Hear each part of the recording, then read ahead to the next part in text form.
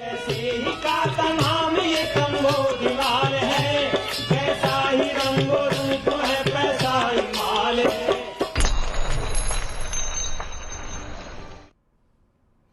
नमस्कार, मनी 9 के खास शो मनी सेंट्रल में आप सभी का स्वागत है। मैं हूं विपुल सिंह। हर रोज़ की तरह आज भी हम बहुत सारी खबरें लेकर के आए हैं जो सीधे सिर्फ आपकी जेब पर असर डालती हैं, देश की अर्थव्यवस्था पर असर डालती हैं।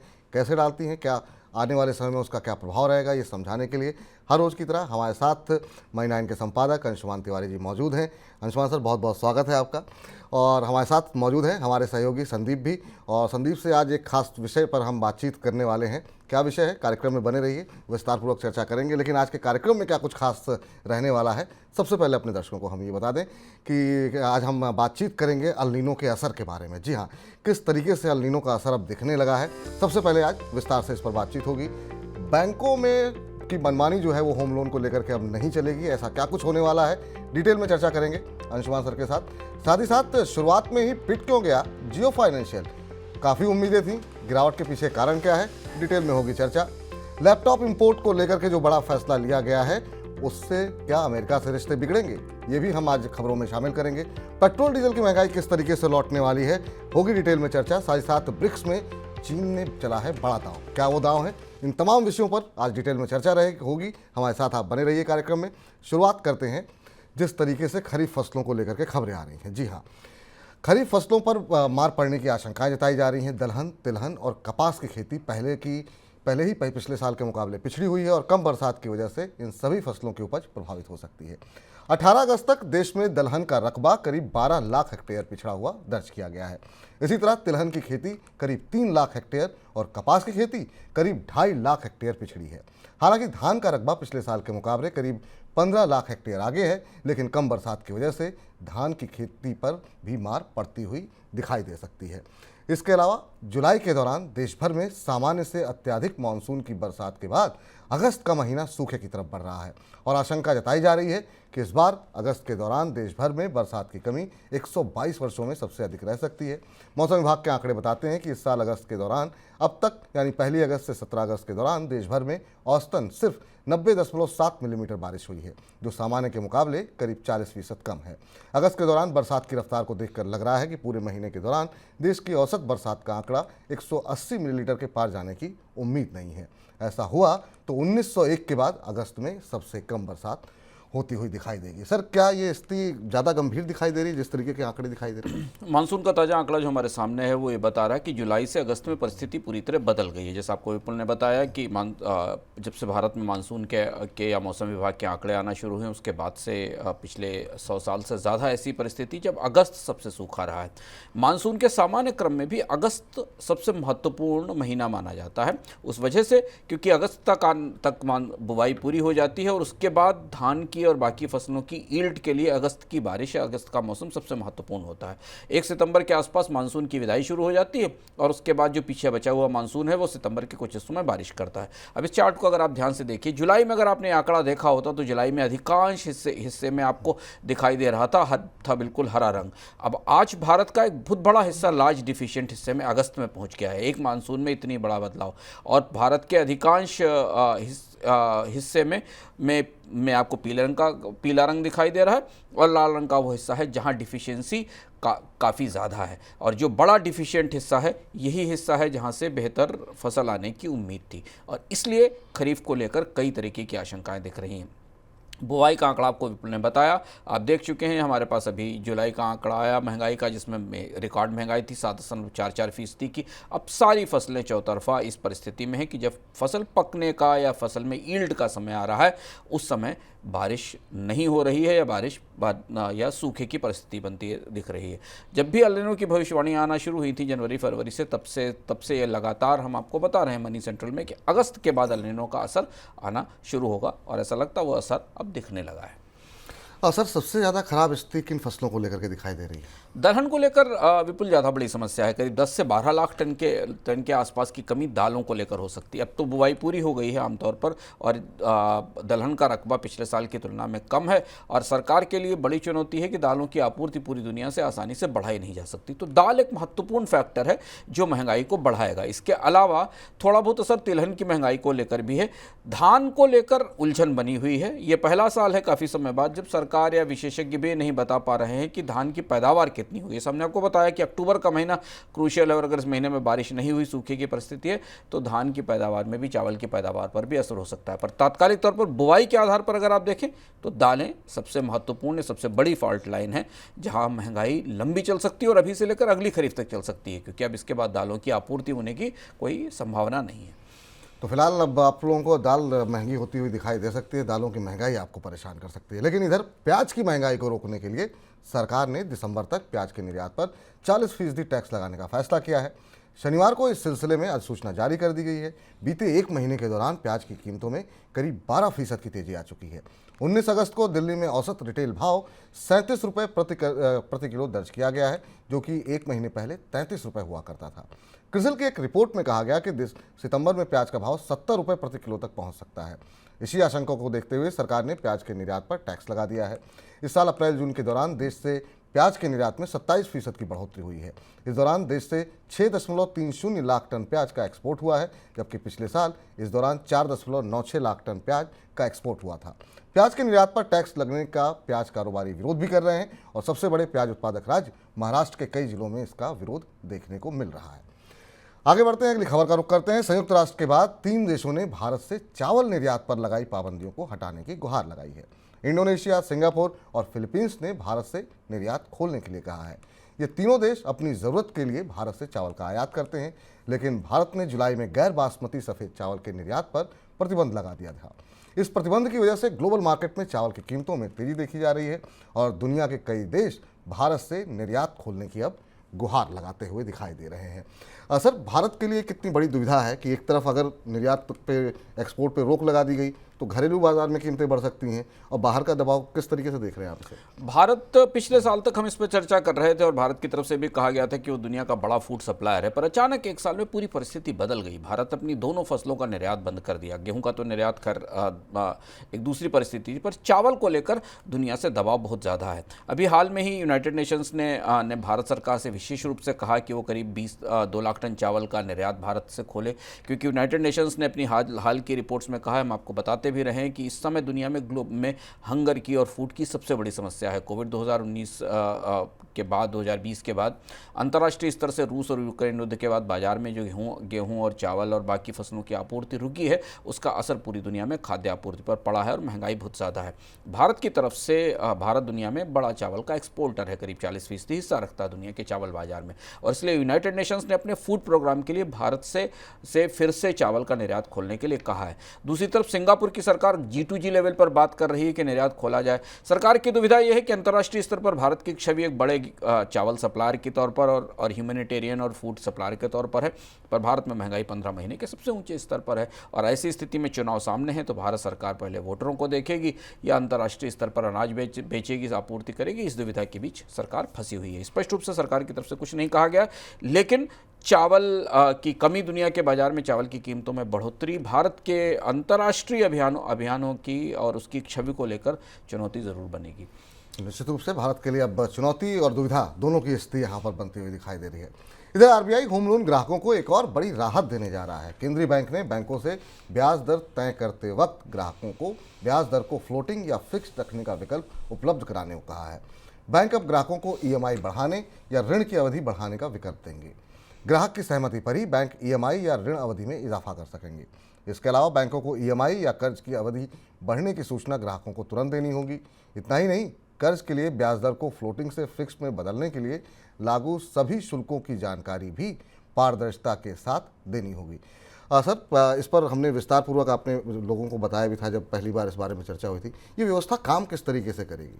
रिजर्व बैंक ने बैंकों से कहा इसे 3 स्तर पर लागू किया जाएगा। पहला स्तर ये होगा कि जब भी लोन सैंक्शन किया जाएगा यानी लोन मंजूर किया जाएगा, यदि आप बैंक के पास लोन मंजूर कराने जा रहे हैं तो बैंक आपको स्पष्ट रूप से उसी समय फ्लोटिंग और फिक्स के आधार पर आपके कर्ज पर ब्याज की क्या देनदारी है यह बताएगा। और अगर वो ना बताए तो आप बैंक से पूछिएगा जरूर जब कर्ज लेने जा रहे हैं, क्योंकि रिजर्व बैंक ने बैंकों से कहा है एक पूरी विस्तृत ब्यौरा EMI और कितने टेनोर का लोन है। अगर आप फ्लोटिंग रेट पर जाते हैं तो आपको लोन के अंत तक कितना ब्याज पे करना पड़ेगा, अगर आप फिक्स पर जाते हैं तो कितना ब्याज देना पड़ेगा, ये जानकारी बैंकों को स्पष्ट रूप से ग्राहकों को देनी होगी। नंबर 1। नंबर दूसरी बात ये कि बैंक जब भी अपने यहाँ ब्याज दरों में बदलाव करेंगे, जो वो करते हैं जब रिजर्व बैंक रेपो रेट में बढ़ोतरी करता है, कमी करता है, उस हिसाब से बैंक अपने MCLR और अपनी ब्याज दरों में बढ़ोतरी करते हैं, जो सामान्य रूप से तमाम सूचनाओं के जरिए आपके पास पहुँचती है। पर आपको शायद ये पता नहीं होगा कि उसके साथ आपकी होम लोन की रेट कैसे बदली या उसमें क्या बदलाव हुआ, क्योंकि बैंक इसे ऑटोमेटिकली अपने सिस्टम में बदल देते हैं। तो या तो आपके का टेनोर बढ़ा देते हैं या आपका के ब्याज में कमी या बढ़ोतरी कर देते हैं। अब बैंकों को जब भी रीसेट करेंगे वो लोन की रेट को, जब भी वो बदलेंगे लोन की रेट को रिजर्व बैंक की तरफ से ब्याज दरों में परिवर्तन के बाद, उन्हें ग्राहक को बताना होगा और ग्राहक से पूछना होगा कि क्या वो स्विच करना चाहते हैं, वो फिक्स से फ्लोटिंग की तरफ जाना चाहते हैं या फिक्स में रहना चाहते हैं। फिक्स का मतलब है स्थायी दर और फ्लोटिंग का मतलब है जो बाजार में ब्याज दरें बढ़ने के आधार पर आगे जाने वाली बढ़ने वाली दर है। ये उन्हें बताना पड़ेगा और इसके लिए हर बैंकों को एक स्पष्ट रूप से अलग से एक पॉलिसी बनानी पड़ेगी जो उनके बोर्ड से अप्रूव होगी, बैंकों के अपने बोर्ड से अप्रूव होकर सामने आएगी। और इसके साथ बैंकों को वो सारे चार्जेस जो होम लोन पर लगाए जाते हैं, फ्लोटिंग से फिक्स रेट से जुड़े हुए, इन सारे चार्जेस को भी स्पष्ट रूप से बताना होगा। तो अगर आप होम लोन लेने जा रहे हैं, आपने होम लोन ले रखा है, तो इन नियमों को ध्यान से समझिए और जानिए और अपने बैंक से वो सवाल पूछिए जो आपके लिए जानना ज़रूरी है कि जब ब्याज दर बदलते समय वो आपसे उसने पूछा कि नहीं पूछा कि आप कौन सी ब्याज के रिजिम में रहना चाहते हैं, फिक्स में जाना चाहते हैं, फ्लोटिंग में जाना चाहते हैं। तो चलिए अब आपके लिए कम से कम ये जानकारी बैंक की तरफ से मुहैया कराई जाएगी कि आप आखिर में EMI बढ़ाना चाहते हैं या फिर समय अवधि बढ़ाना चाहते हैं। इधर भारत की तरफ से आर्थिक रेटिंग में सुधार को लेकर तमाम प्रयासों के बावजूद रेटिंग एजेंसी मूडीज़ ने भारत की रेटिंग में बदलाव नहीं किया है। मूडीज़ ने पिछले हफ्ते भारत की रेटिंग जारी की है और पहले की तरह रेटिंग को Baa3 पर बरकरार रखा है। मूडीज़ ने भारत पर भारी कर्ज और सरकारों की लोक लुभावन नीतियों को लेकर के भी आगाह किया है। सर, हमने देखा कुछ एक जो रेटिंग एजेंसी थी S&P, फिच की तरफ से कुछ सकारात्मक टिप्पणियां आई, लेकिन मूडीज की तरफ से कोई बदलाव नहीं किया गया। मूडी ने भी टिप्पणी तो भारत को लेकर यह कहा है कि भारत की आर्थिक विकास दर G20 देशों में अच्छी रहेगी, लेकिन दूसरी तरह से देखना जरूरी, पिछले 4-5 साल से भारत की सरकार इन रेटिंग एजेंसियों के साथ लगातार कवायद कर रही है कि वो भारत की साख में थोड़ी सी बढ़ोतरी कर दें, पर भारत की रेटिंग जो है वो सबसे निचले स्तर की जो रेटिंग है वहां पर बनी हुई है। फिच, S&P, मूडीज, इन तीनों ने भारत को लोएस्ट इन्वेस्टमेंट ग्रेड की रेटिंग दे रखी है और जो भारत के लिए महत्वपूर्ण बात है। खासतौर पर जब हम विपुल देखें कि भारत सरकार विदेश में बॉन्ड जारी करने की बात कर रही है या दुनिया के निवेशकों को भारत के बॉन्ड्स में लाना चाहती है, ऐसी स्थिति में इन तीनों एजेंसियों के नज़रिए में कोई बदलाव नहीं हुआ है। मूडीज़ ने अपनी इस टिप्पणी में भारत की अर्थव्यवस्था में बढ़ते हुए कर्ज की पर चिंता जाहिर की है, महंगाई पर चिंता जाहिर की है, पर यह भी कहा है कि भारत की विकास दर अगले 2 सालों में G20 इकॉनमी से ज़्यादा रहेगी। ये भी बात मूडीज़ ने अपनी रिपोर्ट में कही है। मूडीज़ ने भारत की राजनीतिक परिस्थिति के बारे में भी टिप्पणियां की हैं इस रिपोर्ट में और ये कहा है कि भारत के अंदर अगर राजनीतिक माहौल अच्छा नहीं रहा तो उसका असर भारत के आर्थिक विकास पर पड़ेगा। भारत में राजनीतिक रूप से, सामाजिक रूप से शांति और सौहार्द की ज़रूरत है, नहीं तो इसका असर अर्थव्यवस्था पर गहरा होगा। तो यहाँ पर अभी ठीक है, लेकिन आगे आने वाले समय को लेकर के कुछ एक चिंताएं जताई गई हैं, चाहे वो भारत के ऊपर कर्ज हो या फिर महंगाई हो, ये तमाम चिंताएं अभी भी बनी हुई हैं। अमेरिकी डॉलर में तेजी की वजह से भारतीय करेंसी रुपए पर दबाव कम नहीं हो रहा है। सोमवार को डॉलर के मुकाबले रुपया एक बार फिर से 83 के ऊपर बना रहा। डॉलर का भाव 83.05 रुपये दर्ज किया गया। पिछले हफ्ते डॉलर इंडेक्स 103.57 के स्तर तक पहुंच गया था, जो 10 हफ्ते का ऊपरी स्तर है। डॉलर इंडेक्स अभी भी 103 के ऊपर बना हुआ है और इसकी वजह से रुपए पर दबाव बरकरार है। उधर एक सर्वे में दावा किया गया कि रुपए में गिरावट और बढ़ सकती है और डॉलर का भाव बढ़कर 83.5 रुपये तक जाता हुआ दिखाई दे सकता है। लेकिन इधर डॉलर में तेजी के बावजूद कच्चे तेल की कीमतें कम होने का नाम नहीं ले रही हैं। विदेशी बाजार में ब्रेंट क्रूड का भाव $85 के ऊपर बना हुआ है और भारत सरकार को आशंका है कि कच्चे तेल की तेजी महंगाई का गणित बिगाड़ सकती है। सऊदी अरब और रूस की तरफ से कच्चे तेल के उत्पादन में कटौती की गई है, जिसकी वजह से कीमतें कम होने का नाम नहीं ले रही हैं। दुनिया भर में उभरती अर्थव्यवस्थाओं के बाजार में इस साल जो तेजी देखने को मिली थी, अगस्त के दौरान आई बिकवाली की वजह से अधिकतर बाजार उस तेजी के फायदे को गंवा चुके हैं। वैश्विक स्तर पर महंगे होते कर्ज और डॉलर की मांग बढ़ने से उभरती अर्थव्यवस्थाओं पर काफ़ी खराब असर देखने को मिल रहा है। असर रुपए और कच्चे तेल को लेकर के किस तरीके का माहौल बनता हुआ आप देख रहे हैं, और ख़ास तौर से जो इमर्जिंग मार्केट्स हैं जिन पर सबसे ज़्यादा असर पड़ता है, वहाँ क्या स्थिति देख रहे हैं? रुपए को लेकर भारतीय रिजर्व बैंक की चिंता अब दूसरी तरफ जाएगी। अब अगली मौद्रिक नीति की जो समीक्षा हमारे सामने आने वाली है, उसे हमें इस संदर्भ में देखना होगा कि क्या भारत का रिजर्व बैंक ब्याज दरों में बढ़ोतरी करके रुपए की गिरावट को रोकने की कोशिश करेगा। क्योंकि अभी जो मौजूदा हालात दिखाई दे रहे हैं, अमेरिका में ब्याज दरें बढ़ने की संभावना दिखाई दे रही, डॉलर इंडेक्स 103 104 के ऊपर है। भारतीय रुपए की पिटाई या भारतीय रुपए में गिरावट आने वाले समय में जारी रहेगी। 83 से ऊपर है और भी नीचे जा सकता है। जो मौजूदा परिस्थिति हैं दुनिया में परिस्थितियां बनी हुई उनके आधार पर रुपए की गिरावट इस समय भारत के लिए ज़्यादा चिंताजनक है, क्योंकि भारत को कच्चा तेल और गैस और एलपीजी तो छोड़ दीजिए, अब दालों का भी और बहुत सारे और ज़रूरी सामानों का आयात करना पड़ रहा है। तो जितना रुपया कमज़ोर होगा, आयात महंगा होता जाएगा। तो क्या सरकार रिजर्व बैंक से कहेगी कि वो ब्याज दरों में बढ़ोतरी करके रुपए में गिरावट को थामा जाए? क्योंकि मौजूदा परिस्थितियों में रिजर्व बैंक रुपए में गिरावट को थाम नहीं सकता। या तो ब्याज दरों में बढ़ोतरी करे या फिर वो विदेशी मुद्रा भंडार का इस्तेमाल करे रुपए को सपोर्ट के लिए, जो वो कर भी रहा है। लेकिन जैसे जैसे विदेशी मुद्रा भंडार छींचता है, रुपए की कमजोरी बढ़ती जाती है। तो एक ये स्ट्रेटेजी। दूसरी चीज, कच्चे तेल को लेकर अब ऐसा लगता है ओपेक देशों ने दुनिया में मांग और आपूर्ति का जो पूरा गणित था, उसमें आपूर्ति के स्तर पर अपनी पूरी मजबूत पकड़ बना ली है।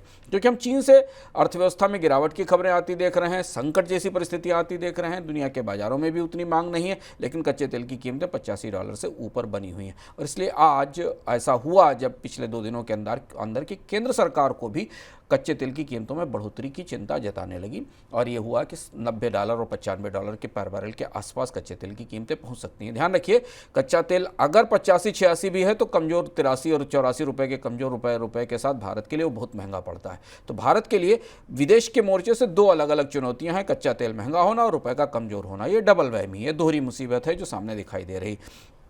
15 महीने की सबसे ऊंची महंगाई के बीच अगला जो बड़ी चुनौती है वो कच्चे तेल की कीमतों में महंगाई है। अब ओपेक देश जैसे जैसे बाजार में मांग कम होती जाएगी, आपूर्ति को वो और ज़्यादा टाइट करते जाएंगे। इस बात के स्पष्ट संकेत पिछली ओपेक बैठक में दिए जा चुके हैं। सर, ये भी जानना चाहेंगे इमर्जिंग मार्केट्स को लेकर के नज़रिए में जो बदलाव देखने को मिल रहा है, उसकी क्या वजह मान रहे हैं? विपुल, अब दुनिया की अर्थव्यवस्थाओं में परिस्थितियां स्पष्ट होने लगी हैं। इमर्जिंग अर्थव्यवस्थाओं में दोनों अर्थव्यवस्थाएं, चीन फिसल रहा है। भारत के आर्थिक विकास दर में भी कोई बहुत बड़ा चमत्कार नहीं होने वाला है। 6%, 6.5% और 6% के आसपास की आर्थिक विकास दर रहने वाली है। तो इमर्जिंग मार्केट्स में जिस रिकवरी की कोविड के बाद उम्मीद थी, जिस पेंटअप डिमांड बेस्ड रिकवरी की उम्मीद थी, वो सब खत्म हो गई। अब मार्केट का स्टॉक मार्केट का पूरा खेल कंपनियों के वैल्यूएशन पर निर्भर करता है, चुनिंदा कंपनियों के वैल्यूएशन पर निर्भर करता है। दुनिया की अर्थव्यवस्थाएं इस सच्चाई से रूबरू हो चुकी हैं कि बहुत तेज विकास दर के दिन आने वाले नहीं हैं। चीन की अर्थव्यवस्था में 5-5.5% की आर्थिक विकास दर मिल जाए, इतनी बड़ी अर्थव्यवस्था है तो बड़ी बात होगी। भारतीय अर्थव्यवस्था खींच तान कर 6-6.5% की आर्थिक विकास दर अगर हासिल कर ले तो बड़ी बात होगी। ऐसी स्थिति में अब निवेशक इमर्जिंग मार्केट्स में केवल उन कंपनियों में निवेश करने में इंटरेस्टेड होंगे जहां बेहतर रिटर्न आ रहे हैं।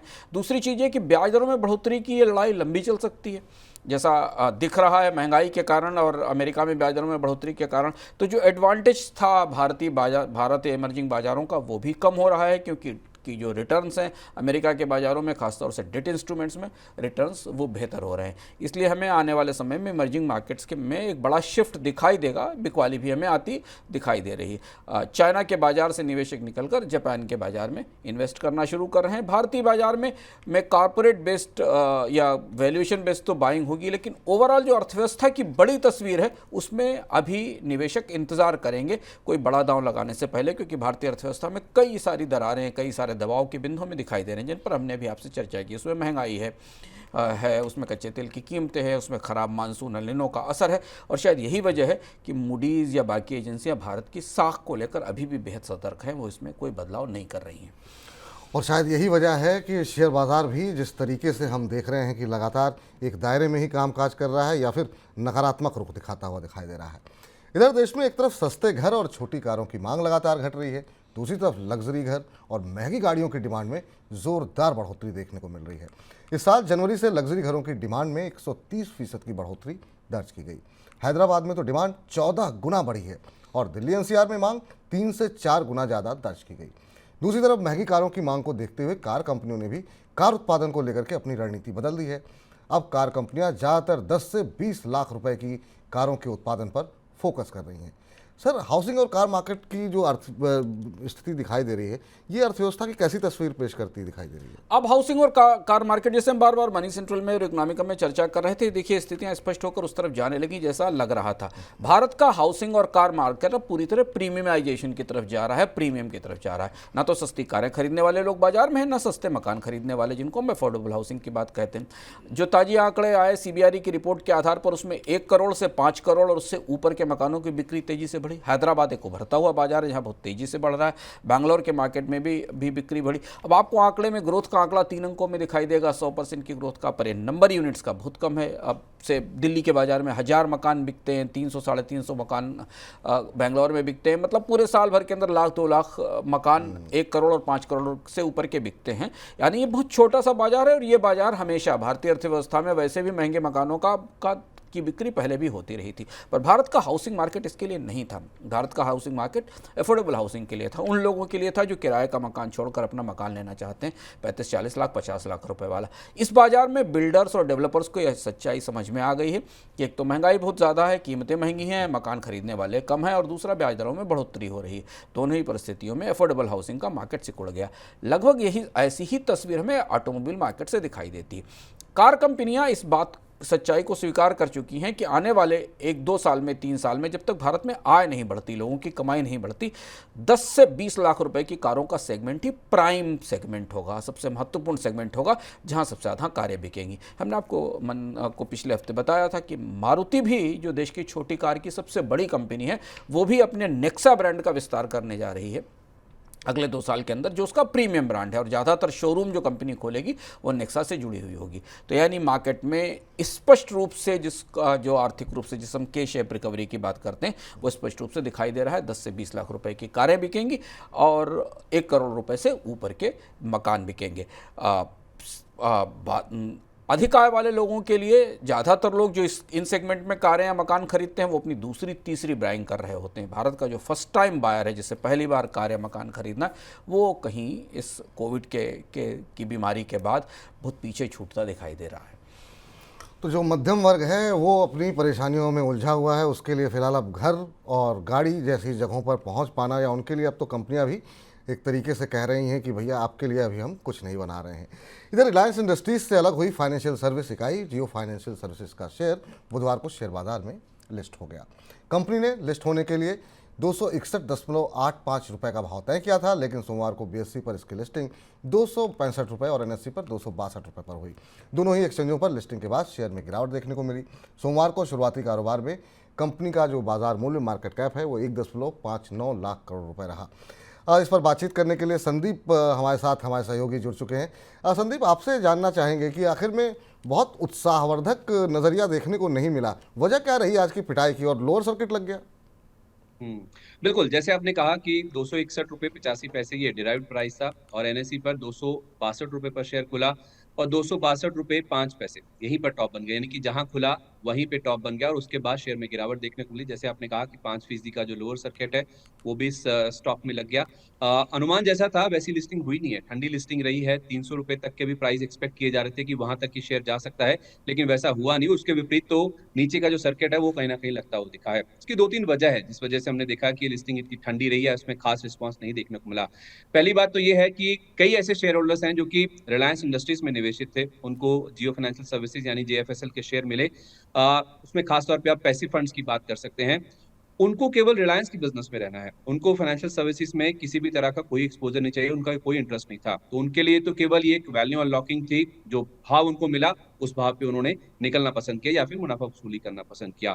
दूसरी ओर ये जो भाव है 261 रुपये 85 पैसे का डिराइव्ड प्राइस भी है, या 262 रुपये जहां पे आज खुला है, ये वहां पे वैल्यूएशन थोड़े ऊंचे हैं, थोड़े ऊपर की तरफ है। उसका रीजन ये है कि जो मार्केट कैप है करीब 2.25 लाख करोड़ रुपए के आसपास का, उसके हिसाब से ये देश की 33वीं सबसे बड़ी कंपनी बन रही है। रिलायंस का कॉस्ट अगर आप देखेंगे, इसका जो पर शेयर एक्विजिशन कॉस्ट है वो 133 रुपए का है। तो उसके हिसाब से अगर आप देखेंगे तो ऑलमोस्ट आपको 2 गुना के आसपास का जो प्राइस है वो मिल रहा था, और जिसकी बुक वैल्यू है 187 रुपए की, वहां से भी अगर आप देखेंगे तो करीब करीब 1.5 गुना के आसपास की बुक वैल्यू पर ही स्टॉक अवेलेबल था। तो जो वैल्यूएशन के हिसाब से देख रहे हैं और इसको कारोबार से मैच करने की कोशिश कर रहे हैं, यानी फंडामेंटल से मिलाने की कोशिश कर रहे हैं, भले इसकी पेरेंटेज काफी स्ट्रांग है, इसको रिलायंस का जो रिटेल कारोबार है उसका फायदा मिलेगा, इनके पास ग्राहक भी है, टेक्नोलॉजी भी है, जी। लेकिन ये बहुत जल्दी बहुत बड़ी कंपनी बन जाएगी, उसकी गुंजाइश कम नजर आती है। तो उस लिहाज से ये जो वैल्यूएशन है उस पर लोगों ने अपनी प्रॉफिट बुकिंग करना ज्यादा पसंद किया, और अगले 10 दिन तक, ये आज जो लिस्टिंग हुई है, ये 10 दिन तक T2T यानी ट्रेड टू ट्रेड में रहेगा, या तो आप बेच सकते हैं या खरीद सकते हैं। ये कुछ बड़ी वजह है जिस वजह से आप देख रहे हैं कि लिस्टिंग वैसी नहीं रही जैसा एक्सपेक्टेड था, और ठंडा रिस्पॉन्स देखते हैं। ठंडा रिस्पांस देखने को मिला। सर, आपको क्या लगता है, ये जो बाजार की तरफ से जैसी प्रतिक्रिया मिलनी चाहिए थी वैसी प्रतिक्रिया मिली नहीं? चर्चाएं काफ़ी थी। हाँ, चर्चाएं काफ़ी थी, क्योंकि रिलायंस की जियो फाइनेंशियल सर्विसेज अभी सिर्फ अपनी पेरेंटल कंपनी के बेस पर सामने दिखाई दे रही है। कंपनी जिस बिजनेस में आ रही है उस बिजनेस में ग्रोथ और उसकी सक्सेस स्टोरी बननी है। हालांकि माना जा रहा है कि रिलायंस की कंपनी है तो बाजार में डिस्ट्रप्शन लेकर आएगी, पुराने मॉडल अप्लाई किए जा रहे हैं कि जैसे जियो टेलीकॉम लेकर आया था, पर हर बाजार का मिजाज अलग अलग होता है। वित्तीय सेवाओं का बाजार काफ़ी प्रतिस्पर्धापूर्ण है, फिनटेक कंपनियाँ भी हैं, बैंक्स भी इस बाजार में हैं, पुरानी NBFCs भी हैं। तो अभी जितना भी उत्साह इसके आसपास दिखाई दिया था वो रिलायंस के ग्रुप के से निकली हुई कंपनी के आधार पर था, और इसलिए मुझे लग रहा था कि आज बाजार में जब ट्रेड हो रहा था विपुल, तो इधर ऐसा दिख रहा था कि निवेशकों को लगता है कि अभी वो पहले जियो फाइनेंशियल की कहानी बन जाने देने का इंतजार करते हैं। वो देखना चाहते हैं कि जियो फाइनेंशियल कितनी मजबूत कंपनी बनकर फाइनेंशियल सेवाओं के बाजार में उभरेगी, क्योंकि इसमें एक लंबी चुनौतियाँ और बहुत रेगुलेटेड मार्केट भी है। यहाँ पर जियो फाइनेंशियल क्या चमत्कार कर पाएगी ऐसी स्थिति में है। तो इसलिए लोगों को जो वैल्यूएशन मिला उस पर उन्होंने बेचना ठीक समझा। पर चौंकाने वाली बात थी कि बाजार कुछ ज़्यादा ही निराश था, या बाजार को कुछ ज़्यादा समय तक इंतजार करने की परिस्थिति में था, इसलिए आज लोअर सर्किट लग गया जियो फाइनेंशियल की लिस्टिंग के दिन ही। अब आप ये कह सकते हैं कि लिस्टिंग अच्छी हुई या ख़राब हुई, लेकिन बोहनी तो ख़राब हो गई बाजार में कि स्टॉक पहले दिन बाजार में आया और उस पर बिकवाल हावी हो गए और मार्केट में लोअर सर्किट से जाके लगा। जियो फाइनेंशियल वैसे भी भारत के फिनटेक स्पेस में फाइनेंशियल सर्विसेज में एक देखने वाली केस स्टडी होगी कि क्या रिलायंस वही चीज़ जो जियो टेलीकॉम के साथ दोहराई गई थी, वही बात क्या वो फाइनेंशियल सर्विसेज बाजार में भी कर पाएगा कि नहीं। लेकिन अब सबसे बड़ा सवाल ये है कि ये जो लोअर सर्किट लगा है वो कितने दिनों तक लगता रहेगा? क्या इस गिरावट में खरीदारी का मौका जियो फाइनेंशियल में बनता है या नहीं बनता है? इन तमाम प्रश्नों के उत्तर हमने जो है हमारे खास सेगमेंट वाह क्या IPO में समेटने की कोशिश की है। आप देखिए कार्यक्रम और अपनी प्रतिक्रियाएं कमेंट बॉक्स में दीजिए कि आखिर में इस समय रिलायंस जियो के शेयर में, जियो फाइनेंशियल के शेयर में क्या रणनीति आपकी होनी चाहिए। अब रुख करते हैं आज की सबसे बड़ी खबर का।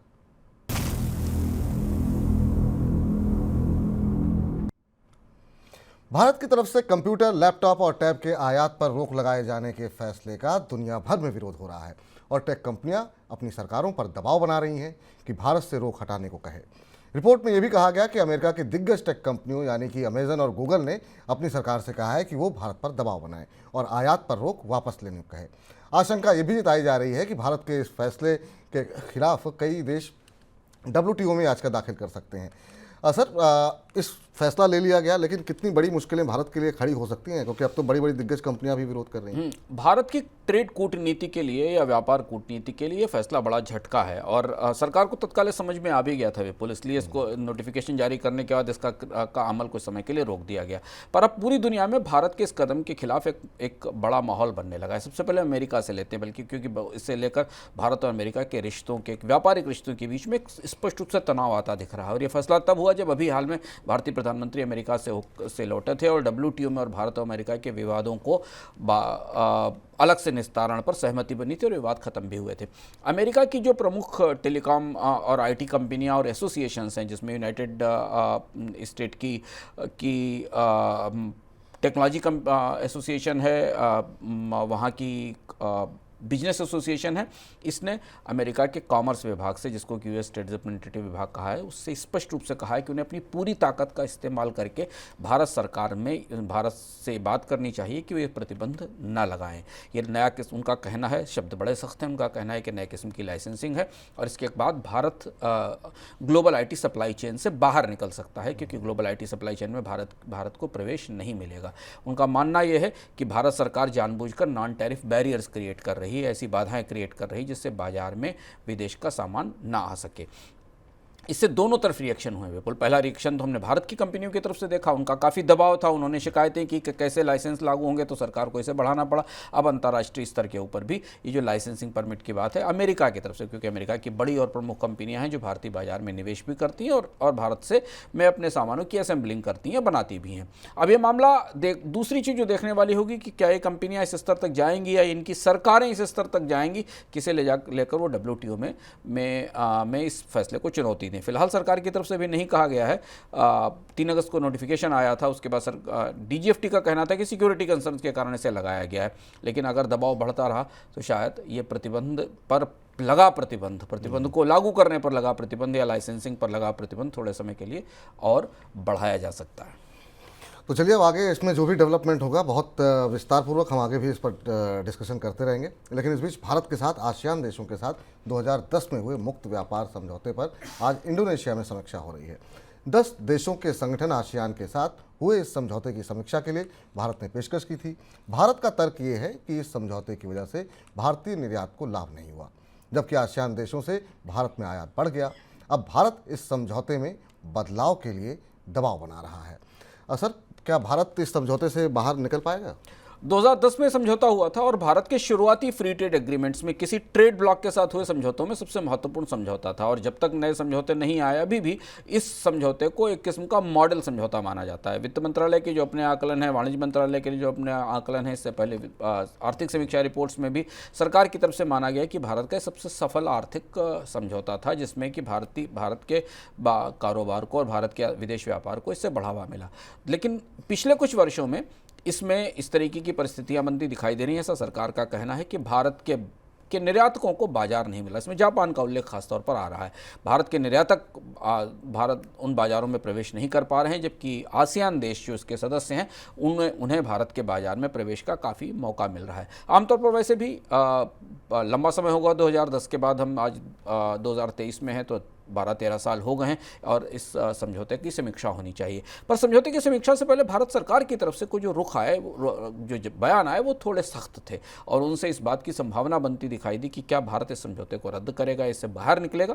कहना मुश्किल है, लेकिन इंडोनेशिया में बातचीत चल रही है। भारत के कंसर्न ये है कि इस समझौते में भारत ने अपना बाजार खोला है, बाकी देशों ने अपने भारतीय निर्यातों के लिए उतनी जगह नहीं बनाई है। आमतौर पर व्यापार संधियाँ गिव एंड टेक होती हैं, लेन देन पर बात होती है व्यापार संधियों में। देखते हैं इस समझौते की संधि से भारत कितनी और रियायतें आसियान देशों से लेकर निकलता है। एक और महत्वपूर्ण बात देखने वाली होगी कि जिन देशों के साथ समझौता हुआ था, आसियान समझौता हुआ था, जो आसियान समूह था, उसके अधिकांश देश अब चीन के नेतृत्व वाला जो RCEP है, जो regional cooperation economic partnership initiative है, जो कि सबसे बड़ी ग्रुपिंग है इस समय दुनिया की उसके सदस्य भी बन चुके हैं, उसका हिस्सा भी बन चुके हैं। तो ऐसी स्थिति में भारत को ये भी देखना होगा कि RCEP के देशों के साथ भविष्य में कैसे ट्रेड किया जाएगा।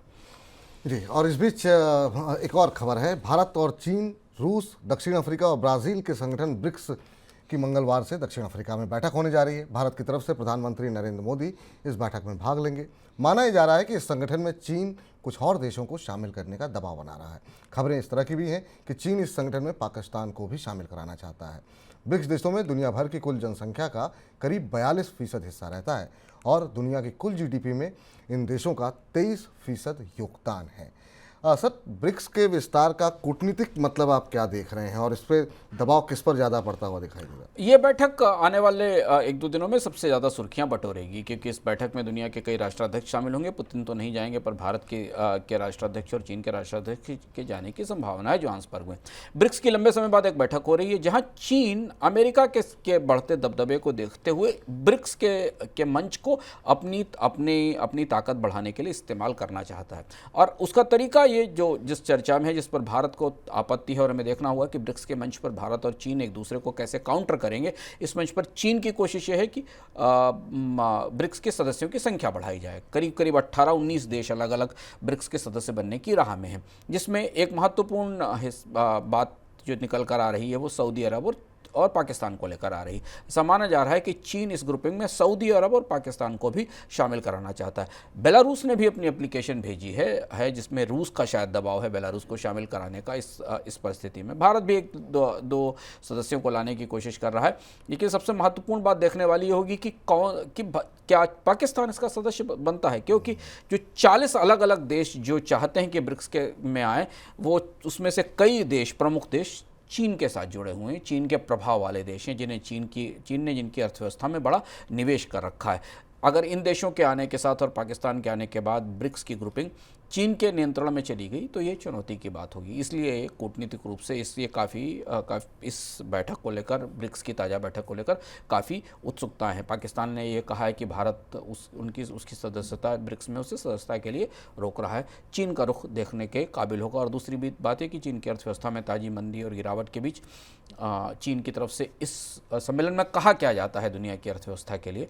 G20 बैठक में जिसको भारत नेतृत्व कर रहा है और जहां भारत और चीन के बीच दुनिया के देशों को कर्ज कम करने पर सहमति नहीं बनती दिख रही, उस पर क्या कहा जाता है ये भी देखना महत्वपूर्ण होगा। जी सर, ब्रिक्स बैंक और करेंसी, इसको लेकर के आपको लगता है कि कोई बातचीत होगी? दूसरा एजेंडा ये भी है कि ब्रिक्स बैंक के कामकाज को कैसे बेहतर किया जाए और लोकल करेंसी में ब्रिक्स के भीतर ट्रेड को कैसे बूस्ट किया जाए। अब यहाँ भी दो प्रतिस्पर्धी ताकतें टकराती दिख रही हैं। रूस के रूबल की जो बुरी दशा है वो आप देख ही रहे हैं कि $1 का 100 रूबल हो गया। उसके बाद ब्रिक्स में दो बड़ी करेंसी दिखती हैं, एक रुपया और एक युआन, जिसमें युआन का विस्तार बहुत बड़ा है। युआन बहुत बड़ी करेंसी है। तो अब ब्रिक्स में लोकल करेंसी ट्रेड में रुपये और युआन के बीच में जो पेशबंदी होगी उसमें कितने देश रुपये को स्वीकार करना चाहते हैं? क्या ब्रिक्स इस प्रस्ताव को मंजूर करेगा कि लोकल करेंसी में ट्रेड हो? अगर लोकल करेंसी में ट्रेड होता है तो क्या युआन बेंचमार्क करेंसी होगा? ये सवाल भी देखने वाला महत्वपूर्ण सवाल होगा। हालांकि चीन की अर्थव्यवस्था में गिरावट के बाद, चीन की अर्थव्यवस्था में ताजे संकट के बाद चीन की पेशबंदी करेंसी को लेकर थोड़ी कमजोर पड़ने की संभावना है, क्योंकि युआन इस साल की सबसे खराब करेंसीज में रहा है डॉलर के मुकाबले। जनवरी से लेकर अभी तक युआन में तेज गिरावट आई है। लेकिन करेंसी फ्रेमवर्क के बारे में, ब्रिक्स देशों के कामकाज के बीच में कौन सी करेंसी होगी और आपस में वो कैसे ट्रेड करेंगे, इसे लेकर कुछ महत्वपूर्ण फैसले ब्रिक्स की इस बैठक में हो सकते हैं। तो खबरें काफ़ी ज़्यादा हैं, समय थोड़ा कम रहता है, तो नज़र डाल लेते हैं कुछ और खबरों पर झटपट में।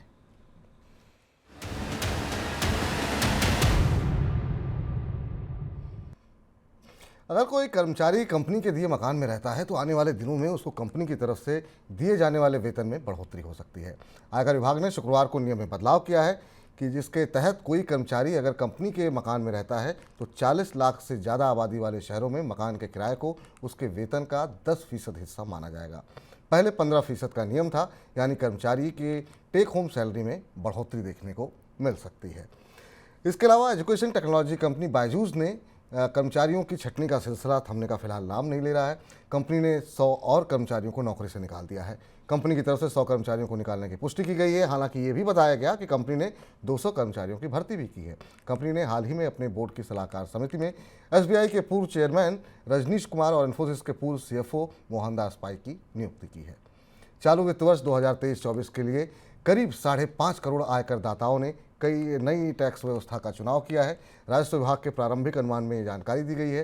राजस्व विभाग की तरफ से कहा गया कि नई टैक्स व्यवस्था का चुनाव करने वालों में अधिकतर की सालाना कमाई 7 लाख रुपए है और कई ऐसे भी कर्मचारी हैं जिनकी सालाना कमाई 7.5 से 10 लाख रुपए के बीच है। वे भी नई टैक्स व्यवस्था का चुनाव कर रहे हैं। एयरपोर्ट पर स्लॉट इस्तेमाल को लेकर नए दिशा निर्देशों को सरकार ने फिलहाल के लिए स्थगित कर दिया है। एयरलाइन कंपनियां इन स्लॉट्स का इस्तेमाल उड़ानों के संचालन के लिए करती हैं और मौजूदा नियमों के तहत हर एक साल में इन स्लॉट्स का रिव्यू होता है। रिव्यू में कोई एयरलाइन कंपनी स्लॉट का इस्तेमाल करती नहीं पाई गई तो उसका स्लॉट छिन जाता है। नई व्यवस्था के तहत रिव्यू को 1 साल के बजाय 6 महीने किए जाना था, लेकिन इंडिगो की मोनोपोली बढ़ने की आशंका है। इससे फिलहाल के लिए इन नियमों को स्थगित कर दिया गया है। सर, ये झटपट की खबरें रहीं, किसी पर आप टिप्पणी करना चाहेंगे? अगर आप अपनी कंपनी से दिए हुए घर में रहते हैं जो कंपनी ने आपको बना कर दिया है, तो आपके लिए इनकम टैक्स की ताज़ी घोषणा बड़े काम की है। और जाकर अपने अकाउंट डिपार्टमेंट से, सैलरी डिपार्टमेंट से इसे समझने की जरूर कोशिश करिए। सरकार ने वित्त विधेयक में कुछ बदलाव किए थे जिसके आधार पर इनकम टैक्स के तहत अलग अलग शहरों की रैंकिंग बदली गई है और उसके आधार पर मकान के किराए या मकान के जो पर्क हैं, जो परक्यूसिट हैं, जो भत्ते मिलते हैं, उसे निर्धारित किया जाता है। तो अब नए सेंसस के आधार पर 2011 के सेंसस के आधार पर ये व्यवस्था लागू होगी। दूसरा, इसमें जो रेट्स हैं उनको भी रिड्यूस किया गया है। इन रेट्स को 15, 10 और 7.5 से घटाकर 10, 7.5 और 5% कर दिया गया है। यानी अगर आपको आपकी कंपनी ने मकान दे रखा और उस मकान में आप रह रहे हैं और उसका भत्ता आपकी सैलरी में जुड़ता है तो अब उसमें कमी होगी, यानी आपकी टेक होम सैलरी में आपको मिलने वाले वेतन में थोड़ी बढ़ोतरी हो सकती है। हिसाब जरूर जाकर समझिए अपने अकाउंट्स डिपार्टमेंट से। ये नई अधिसूचना सीबीडीटी की तरफ से, इनकम टैक्स डिपार्टमेंट की तरफ से जारी हो गई है। चलिए, तो कार्यक्रम का समापन जो है एक अच्छी खबर के साथ होता हुआ यहाँ पर है। अंशुमान सर, बहुत बहुत शुक्रिया, धन्यवाद आपका इन तमाम खबरों का विश्लेषण करने के लिए और बताने के लिए कि कैसे जो है ये तमाम खबरें हमारी अर्थव्यवस्था पर और हमारी जेब पर सीधे असर डाल सकती हैं। फिलहाल हमारे इस खास कार्यक्रम में इतना ही, लेकिन अगर आपको फिर से बता दें, आपने अभी तक मनी 9 का ऐप डाउनलोड नहीं किया है तो तुरंत डाउनलोड कर लीजिए, क्योंकि बहुत सारे कार्यक्रम सिर्फ अब ऐप पर ही उपलब्ध हैं, यूट्यूब पर उपलब्ध नहीं है। और बाकी हमारा कार्यक्रम कैसा लगा, इसके लिए आप हमें कमेंट बॉक्स में जाकर के टिप्पणी कर सकते हैं। फिलहाल के लिए इस खास पेशकश में इतना ही। आप लगातार बने रहिए मनी 9 के साथ। मुझे इजाज़त दीजिए, नमस्कार। ऐसे ही का तमाम ये कम्बोज माल है, कैसा ही रंगो रूप है, पैसा ही माल है।